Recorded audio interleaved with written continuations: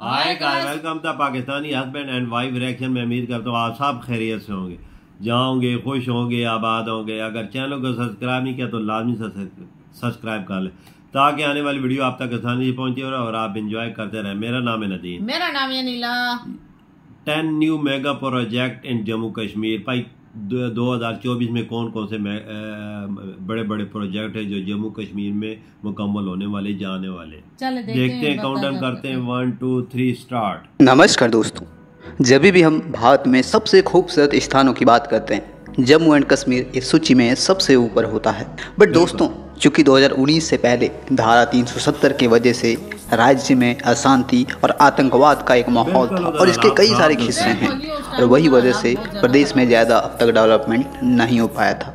सरकारें भी अपने अपने हिस्से की खूब पॉलिटिक्स कर रही थी और लोगों को बेवकूफ़ बनाने का काम जोरों शोरों से किया जा रहा था। फिर आया 2019 का साल, जब भारत सरकार द्वारा धारा 370 को निरस्त कर दिया। इसका अपना एक पॉजिटिव साइड होने के साथ साथ नेगेटिव इम्पैक्ट भी हुआ है। बट इस बात से कोई डिक्लाइन या फिर नकार नहीं सकता है दोस्तों कि धारा 370 हटने के बाद जम्मू एंड कश्मीर में लगातार विकास के काम हो रहे हैं, जबकि आतंकवाद और अशांति के कई सारी समस्याएं ऑलमोस्ट खत्म हो गई है। लोग चैन से जी रहे हैं। जम्मू कश्मीर में विकास होता एक कहीं ना कहीं साक्षी भी बन रहे हैं। आइए एक नज़र जम्मू एंड कश्मीर के डेवलपमेंट पर फोकस कर हम अपनी इस वीडियो की कार्यक्रम को शुरू करते हैं। बट उससे पहले दोस्तों, यदि आप हमारे चैनल पर नए हैं तो प्लीज़ चैनल को ज़रूर सब्सक्राइब करें और हाँ, अगर वीडियो अच्छी लगी तो वीडियो को लाइक कर दोस्तों में भी शेयर ज़रूर करें। तो आइए आज की इस बदलते जम्मू एंड कश्मीर पर थोड़ा सा गौर करते हैं, नज़र डालते हैं और देखते हैं आज जम्मू एंड कश्मीर में कौन कौन से परियोजनाएं अंडर कंस्ट्रक्शन या फिर प्रपोजल फेज में हैं। इस सूची में दोस्तों हमारा पहला जो प्रोजेक्ट है वो basically Jammu airport new terminal परियोजना है। दोस्तों, जम्मू कश्मीर पिछले कई सालों से आतंकवाद से ग्रस्त रहा है, इसका हम सभी पूरी तरह से साक्षी हैं और इसी की वजह से ना तो कनेक्टिविटी बेहतर हो सकी और ना ही एम्प्लॉयमेंट भी जनरेट हो सका।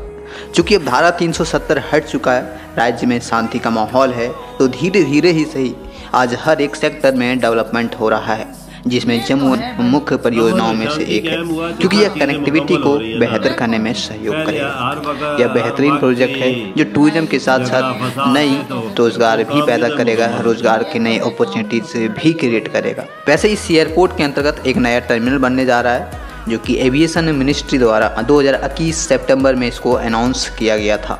और तकरीबन 2.5 साल बाद पीएम मोदी जी द्वारा यानी कि फरवरी 2024 में फाउंडेशन स्टोन रखा। एक्सपेंशन प्रोजेक्ट के तहत दोस्तों एक नया टर्मिनल बिल्डिंग होगा और इसके साथ साथ बेसिक्स इंफ्रास्ट्रक्चर को ध्यान में रखते हुए इस पूरे एयरपोर्ट को यानी कि इस नए टर्मिनल को 40,000 स्क्वायर फीट एरिया में विकसित किया जाएगा। नए टर्मिनल को बनाने में तकरीबन 865 करोड़ की लागत आने वाली है। बताया जा रहा है कि नया टर्मिनल 200 पैसेंजर्स को पीक आवर में हैंडल करने की क्षमता होगी, जबकि एनुअली 40 लाख पैसेंजर्स को हैंडल करने के सक्षम होगा। वहीं इस परियोजना के अंतर्गत दोस्तों एक बहुत बड़ी पार्किंग भी प्रस्तावित की गई है, जो कहीं ना कहीं आज के डेट में कंप्लीट होता दिख रहा है। उम्मीद करेंगे जम्मू एयरपोर्ट नई उम्मीद और नए रोजगार लेकर आए। इस सूची में हमारा दूसरा महत्वपूर्ण परियोजना है श्रीनगर रिंग रोड परियोजना। दरअसल दोस्तों यह एक 66.8 किलोमीटर का एक सर्कुलर रोड परियोजना है, जिसे प्रधानमंत्री मोदी जी द्वारा फेज 1 के लिए 42.1 किलोमीटर का सेक्शन का फाउंडेशन स्टोन रखा। पूरा सेक्शन 4 लेन के तर्ज पर विकसित होगा दोस्तों, जिसकी लागत 339 करोड़ आने वाली है। आज ऑलमोस्ट यह पूरा सेक्शन कंप्लीट भी हो चुका है और NHAI द्वारा इसे ग्रीन फील्ड अलाइनमेंट के रूप में विकसित कर रही है। हालांकि दूसरे चरण के लिए प्रधानमंत्री मोदी जी 24.7 किलोमीटर का ब्राउन फील्ड सेक्शंस का भी फाउंडेशन स्टोन रखा है, जिसमें 4 लेन के तर्ज पर इस पूरे सेक्शन को चौड़ीकरण किया जाना यानी कि ब्राउन फील्ड के तर्ज पर यानी कि पुराने एग्जिस्टिंग रिंग रोड को ही रेनोवेट करके चौड़ा किया जाना है। इस रिंग रोड का उद्देश्य श्रीनगर की ट्रैफिक को स्मूथ करना है, नए रोजगार को बढ़ावा देना है और टूरिज्म की गतिविधि को इन्हेंस करना है। दोस्तों यह कहीं ना कहीं श्रीनगर का रिंग रोड परियोजना जम्मू एंड कश्मीर और श्रीनगर के लिए कहीं ना कहीं नई उम्मीद और नई सौगात लेकर आएगा। वैसे मैं आपको यहाँ पे एक चीज़ और बताना चाहूँगा, फरवरी 2024 में ही इस प्रोजेक्ट की फाउंडेशन स्टोन रखा गया था, जो आज की डेट में फेज 1 ऑलमोस्ट कंप्लीटेड है। यह पूरा फेज 1 मैंने जैसे कि शुरू में ही कहा कि ग्रीन फील्ड अलाइनमेंट है, जो कश्मीर के 5 प्रमुख शहर पुलवामा, बडगांव, श्रीनगर, सोलंग वैली जैसी जगहों को कहीं ना कहीं ये कनेक्ट करेगा और कनेक्टिविटी को बेहतर करने में मदद करेगा। तीसरा और महत्वपूर्ण परियोजना, दरअसल ये तीसरा प्रोजेक्ट हमारा हजरत बल श्रीन डेवलपमेंट परियोजना है दोस्तों। अभी हाल ही में 7 मार्च 2024 को प्रधानमंत्री मोदी जी द्वारा विकसित भारत विकसित जम्मू एंड कश्मीर कार्यक्रम के दौरान ही इस हजरत बल श्रीन डेवलपमेंट का उद्घाटन यानी कि फाउंडेशन स्टोन रखा है दोस्तों। इस परियोजना के अंतर्गत इस दरगाह के आसपास के एरिया को कहीं ना कहीं काशी विश्वनाथ कॉरिडोर की तरह ही एक कॉरिडोर के रूप में विकसित करेगा। चूँकि दोस्तों यह डल झील के किनारे स्थित है, इसीलिए टूरिज्म को बढ़ावा देने के लिए, इस एरिया की गतिविधि को बेहतर करने के लिए, लैंडस्केप बेहतर करने के लिए इस कॉरिडोर को बनाया जाएगा। और सिर्फ बनाया ही नहीं जाएगा, एक से एक आधुनिक सुविधाएं और कई सारे बेहतरीन इंफ्रास्ट्रक्चर इसके अंदर इम्प्लीमेंट करी जाएगी और वर्ल्ड क्लास कॉरिडोर के तर्ज पर विकसित किया जाएगा। यह दरगाह मुस्लिम भाइयों के लिए एक बहुत ही पवित्र स्थान है, जिसे 17वीं शताब्दी में बादशाह शाहजहां के शासनकाल में बनवाया गया था। बाद में 1968 में शेख अब्दुल्ला द्वारा इसे वाइट मार्बल से रेनोवेट करके और भी खूबसूरत बनाया गया और अब इसे भारत सरकार एक कॉरिडोर के रूप में रूप देगी। तो देखते हैं दोस्तों, यह हजरत बल श्रीन डेवलपमेंट जो कि काशी विश्वनाथ के तर्ज पर विकसित होगा, वो कब तक डेवलपमेंट हो पाता है। वहीं दोस्तों आज का चौथा और बड़ा महत्वपूर्ण परियोजना है USBRL परियोजना। दरअसल यह भारत का मोस्ट चैलेंजिंग परियोजना के साथ साथ मोस्ट एम्बिशियस प्रोजेक्ट में से एक है, जो कश्मीर घाटी को रेस्ट ऑफ इंडियन रेलवे के माध्यम से कनेक्ट करने में कहीं ना कहीं भूमिका निभाएगा। पूरा सेक्शन दोस्तों 272 किलोमीटर का है, जो उधमपुर, श्रीनगर, बारामूला को एक टनल, वायडक्ट और आइकॉनिक ब्रिजेस के साथ कनेक्ट करने में सहयोग करेगा। मैं यहाँ पे एक चीज़ और बताना चाहूँगा, इस परियोजना में 38 टनल्स हैं जो कि 119 किलोमीटर का सेक्शन कवर करता है। इनमें से सबसे लंबा टनल T49 है, जिसकी लंबाई 12.75 किलोमीटर है और यह देश का सबसे लॉन्गेस्ट टनल भी होने जा रहा है।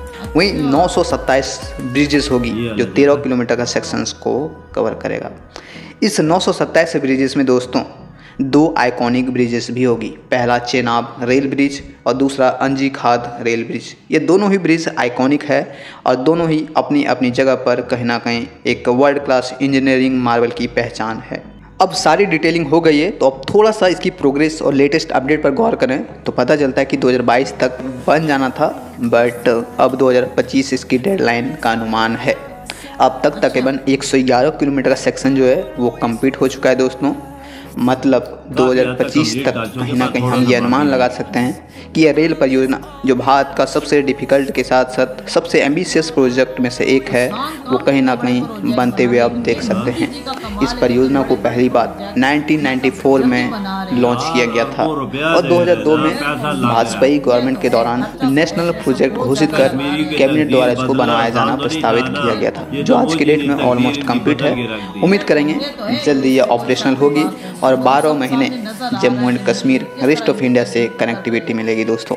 इससे कई बेनिफिट्स हैं, हमारे टूरिज़्म इंडस्ट्री बढ़ेगा, कहीं ना कहीं हमारे इकोनॉमिक गतिविधि बेहतर होगी और हम जम्मू एंड कश्मीर और चाइना बॉर्डर से हम 12 महीने कनेक्टिविटी बनाए रखेंगे। तो दोस्तों ये थे कुछ महत्वपूर्ण परियोजनाएं, बट आज इतना ही नहीं, जम्मू एंड कश्मीर में हमारी वीडियो खत्म। देखा है भाई कश्मीर के प्रोजेक्ट? बिल्कुल देखा है। मैं कहती हूँ मोदी जी ने तो कश्मीर की तकदीर ही बदल दी है। कश्मीरी तो बहुत खुशकिस्मत है, मोदी जैसा उनको वजीर आजम मिला है।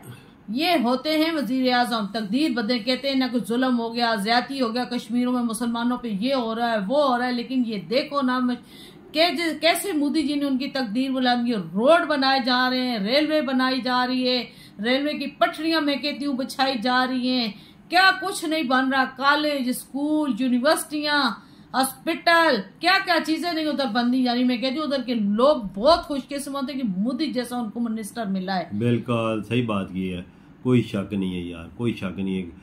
ये पाकिस्तान के भी हालात हैं, पाकिस्तान के पास जो कश्मीर है इसमें कुछ भी नहीं है, ना हॉस्पिटल है, ना अस्पताल है, ना कॉलेज है, ना यूनिवर्सिटी है।